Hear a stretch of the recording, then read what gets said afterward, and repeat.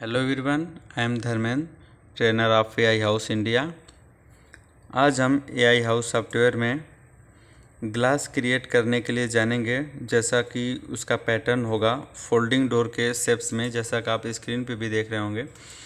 तो same process को हम आगे करते हैं और उसके बारे में हम जानते हैं। तो ये हमारा इंटरफेस है जिसमें हमने एक रूम को क्रिएट किया हुआ है और इसके बाद हम कस्टमाइज़ में आते हैं। फिर उसके बाद कैबिनेट्स में आते हैं, किचन कैबिनेट्स में। यहाँ पे हम टाइप करेंगे सुपर बोर्ड को हम यहाँ से ड्रैग करेंगे और उसे ग्लॉस फॉर्म में चेंज करेंगे। तो इसे हम ड्रैग कर लेते हैं और ड्रैग करने के बाद इसकी लेंथ और विड्थ को हम एडजस्ट करेंगे।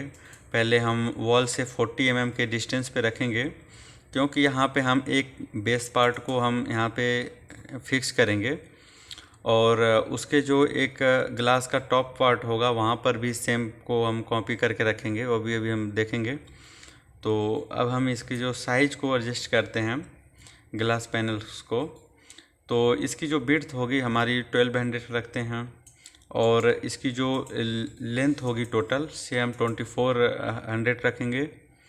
अब ये हमारा क्रिएट हो गया। फिर से हम सुपर बोर्ड को हम यहाँ से क्रिएट करते हैं ड्रैग करके और इसे 40x40 का इसका हम थिकनेस रखेंगे और इसकी जो लेंथ होगी विड्थ होगी ये 1200 होगी, क्योंकि ये जो ग्लास के बेस और टॉप में लगेगा। तो हम इसे अब ड्रैग करके फिक्स कर लेंगे। तो हम इसे एडजस्ट कर लेते हैं इसके बेस पार्ट में।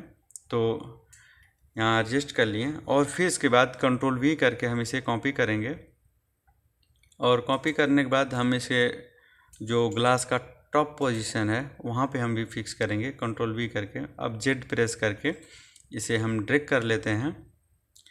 इसे हम ड्रैग कर लिए हैं और फिर थोड़ा सा इसको रोटेट करके इसके पोजीशन को हम फिक्स करेंगे। 2400 कर लेते हैं, रोटेट कर लेते हैं। अब इसके बाद जैसा कि देख रहे होंगे ये जो सुपर बोर्ड का पैनल है ये बिल्कुल ग्राउंड में है। अब इसको हम 10 mm ऑफसेट करेंगे ऊपर की तरफ, क्योंकि जो हमने क्रिएट किया हुआ 40x40 का, तो ये 40 mm का है। तो इसको जब हम 10 mm एलिवेशन पे रखेंगे, थोड़ा सा हाइट करेंगे, तो इसके ये सेंटर में आ जाएगा। और ये ओवरलैप होने के लिए थोड़ा सा हम 40 mm इसको और बैक कर देते हैं, ताकि ये बिल्कुल पैनल्स के टॉप पे फिक्स हो। तो यहाँ पे हमने कर दिया, अब ओवरलैप नहीं हो रहा।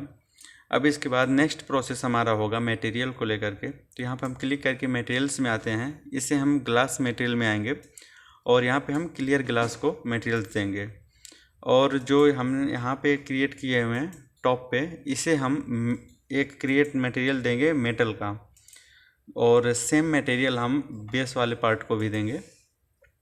इसे हम मेटल में देते हैं, मेटल मटेरियल में और चूज़ कर देते हैं। अब हम इसे कंट्रोल प्रेस करके सभी को सेलेक्ट करके और Ctrl+G कर देंगे। इसे हम ग्रुप में क्रिएट करेंगे और यहाँ पे हम उस नाम को क्रिएट कर सकते हैं ग्लास पैनल लिख करके इसको हम फेवरेट कर देंगे और फेवरेट करके आप अपने लाइब्रेरी में भी रख सकते हैं।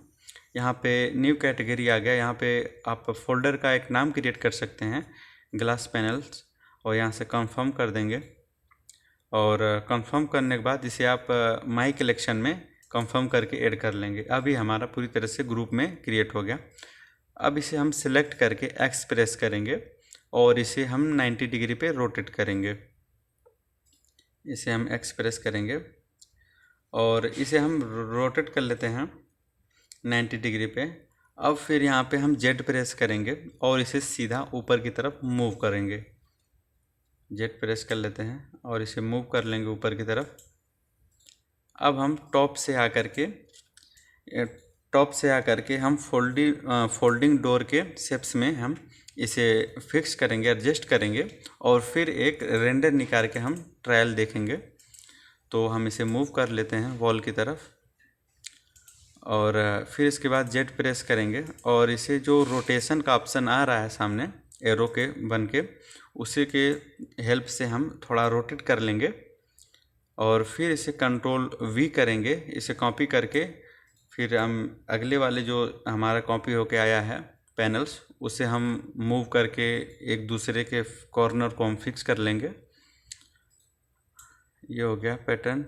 और फिर इसके बाद एक और हम कॉपी करेंगे, हम तीन पैनल्स को भी हम क्रिएट करेंगे और फिर इसके बाद नेक्स्ट रेंडर करके देखेंगे। ये हो गया। एक और हम कॉपी कर लेते हैं यहाँ से, इसे कॉपी करके फिर यहाँ से मूव कर लेंगे। ये हो गया। अब इसके बाद ये हमारा हो गया, 3 पैनल्स क्रिएट हो गया। कॉपी इसी तरह आप कॉपी करके आप जितना चाहें उतना कर सकते हैं, स्टेट में भी कर सकते हैं या थोड़ा सा टेढ़े मेढ़े में डिज़ाइंस में रख सकते हैं, फोल्डिंग के क्रिएट कर सकते हैं। अब इसके बाद हम सीधे आते हैं रेंडर में, और रेंडर में आने के बाद हम पहले एक व्यू को फिक्स कर लेंगे ताकि जो हमारा ग्लास का पूरा पैनल है उस व्यू में कैप्चर हो सके। और हम इसे सेव कर लेते हैं व्यू को, और फिर इसके बाद 4K में आते हैं जो इसके क्वालिटी रेंडर की होगी। अब इसके बाद हम कस्टमाइज में आते हैं, सिर्फ हम बेसिक इसकी रेंडर को देख लेते हैं। ग्लास को हम थोड़ा करके इसके 4K में ट्राई करते हैं रेंडर को क्लियर ग्लास के लिए। और फिर इसके बाद इस जो फिल लाइट बोर्ड है इसे हम कॉपी कर लेंगे। कॉपी करके इसके लाइट डायरेक्शन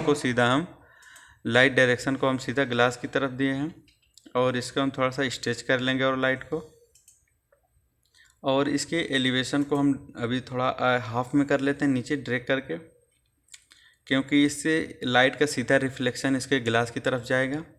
अब इसे हम सबमिट कर लेते हैं। सबमिट होने के बाद हम अब गैलरी में आएंगे और इसके रेंडर इमेज को देखेंगे कि जो हमने क्लियर ग्लास और मेटल्स को लगाया है वो रेंडर क्वालिटी कैसी आ रही है। तो ये फाइनली रेंडर हमारा हो चुका है लगभग। अब यहाँ से हम यहाँ पे क्लिक करेंगे तो जैसा कि आप देख सकते हैं जो हमने मटेरियल्स को क्रिएट किया हुआ है ये अच्छी तरीके से हमें आउटपुट रिजल्ट मिला है इसका, और यहाँ से हम डाउनलोड कर सकते हैं।